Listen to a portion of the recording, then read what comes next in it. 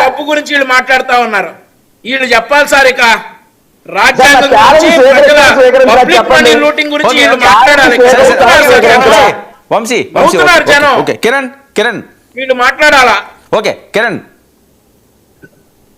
వర్మ గారు ప్రశాంతంగా ఉంటావు.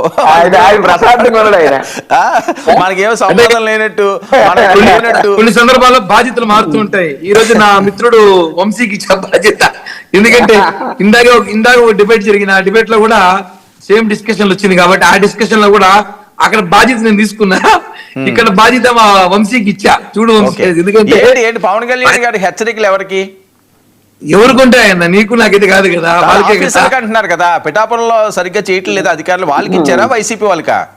అన్న పవన్ కళ్యాణ్ గారి మాటలు మేము చూసుంటారు. అక్కడ మా పార్టీ కార్యకర్తలు కూడా కొంతమంది తిట్టారు. అంటే పరిపాలన ఆయన నమ్మి జనం ఓటేశారు.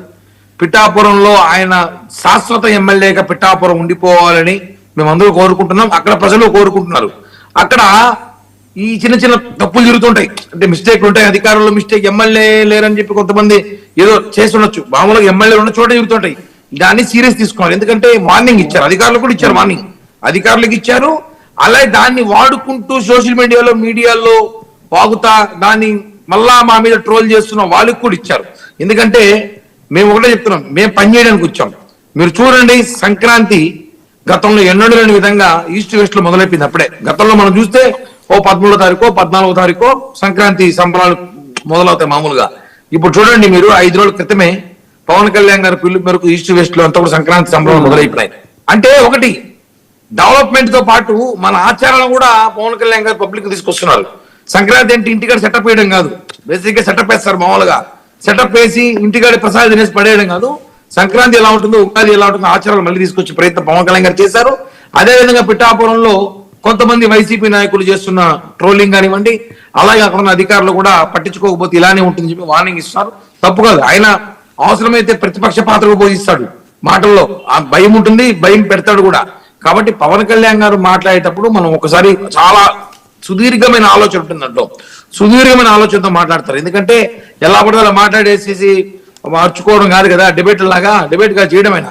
ఆయన చెప్పే మాటలు వెనకాల తర్వాత ఆలోచన ఉంటుంది, ఎందుకు ఆయన ఆ మాట చెప్పాడో, ఎందుకు ఆ మాటని వక్రీకరించేద్దాం చేశారు, ఆ మీద ఉంటుంది. కాబట్టి పవన్ కళ్యాణ్ గారి మాటల్ని మేమందరం, మేమే కాదు వైసీపీ వాళ్ళు కూడా కొంచెం తీసుకోండి, ఎందుకు చెప్తున్నాడు అర్థం చేసుకోండి.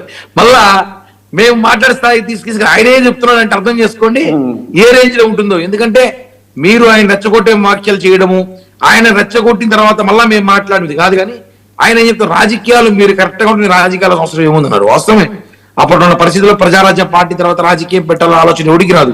అది ధైర్యం ఎవడు చేయడు పార్టీ ఎత్తిపోయినాక. మామూలుగా ప్రజారాజ్య పార్టీ ఆ రోజుల్లో అందరూ కలిపేసి మోసం చేసి చిరంజీవి గారిని పార్టీ ఎత్తేసినాక పవన్ కళ్యాణ్ గారు లాంటి ముండి నాయకుడు ఉన్నాడు కాబట్టి పార్టీని మళ్ళీ రన్నింగ్ తీసుకొచ్చారు. మరి రోజు అధికారంలోకి వచ్చాం. 21-21 2 ఎంపీలు. రేపు ఏమి ఎలక్షన్ జరిగినా రేపు అన్ని స్విప్ చేస్తాం, మొహమాటమే లేదు దాంట్లో. అలా పరిస్థితులు జనసేన పార్టీ వచ్చిందంటే ఆయనకు ఒక కార్యసిద్ధి ఉంది. కాబట్టి ఒకటే చెప్తున్నాం వంశీ వర్మ గారు, రాజకీయాల్లో పవన్ కళ్యాణ్ లాంటి వ్యక్తితో కొంచెం జాగ్రత్తగానే ప్రతిపక్షాలు ఉంటే మంచిదని చెప్పి హెచ్చరిస్తున్నాను. వర్మ గారు నాది అంటే ఇప్పుడు ఆయన సోదరు కిరణ్ రాయలు సంక్రాంతి ముందుగానే వచ్చింది అన్నారు, బాగుంది, మంచి తప్పేం లేదు. అయితే ఇంత జనసేన పార్టీని మీద వేసుకుని పాపం జనసేన అక్కడ లోకల్ టీడీపీ ఎమ్మెల్యే గెలటానికి కూడా జనసేన కిరణ్ రాయల్ గారు చాలా కష్టపడ్డారని వార్తలు మామూలు తెలుసుకున్నాం మేము కూడా. మరి ఇంత కష్టపడిన జనసేన కిరణ్ రాయల్ గారికి మాత్రం అసలైన సంక్రాంతి ఇంకా రాలేదు. ఆయన కూడా ఏదైనా మంచి అధికారం పొజిషన్ లో పెడితే ఎంతసేపు వీళ్ళు కూర్చుని చంద్రబాబు నాయుడు గారు అధికారులు ఉన్న పార్టీకి వీళ్ళు భుజాలు కాయటం భుజాలు మార్చుకోవడం తప్పితే వీళ్ళు ఇప్పుడు పల్లకి ఎక్కిస్తారు. ఇక్కడ గమనించాలా, కిరణ్ రాయల్ గారికి నేను చెప్పదలుచుకున్నా, మీరు చాలా తెలివైన వాళ్ళు కదా, బాగా మాట్లాడతారు, మంచి వక్త కదా. మీరు 2024 ఎలక్షన్లకి 170 నియోజకవర్గం మీరు 21 గెలిచామని చాలా గొప్పగా చెప్పుకున్నారు, తప్పులేదు, ఐ యాక్సెప్ట్ ఇట్. కానీ మీరు 175కి 21 పోటీ చేశారని ప్రతిపక్షంగా నేను అంటున్నాను. అయితే ఆ మిగతా అన్ని సీట్లు మీరు అందరూ సీట్లు త్యాగాలు చేశారు. ఈ 21 మంది మీ శాసనసభ్యులు ఉన్నారని మీరు చెప్తున్నారే, 21 ప్రతి చోట మా మీద చాలా ప్రేమ వచ్చినట్టుంది.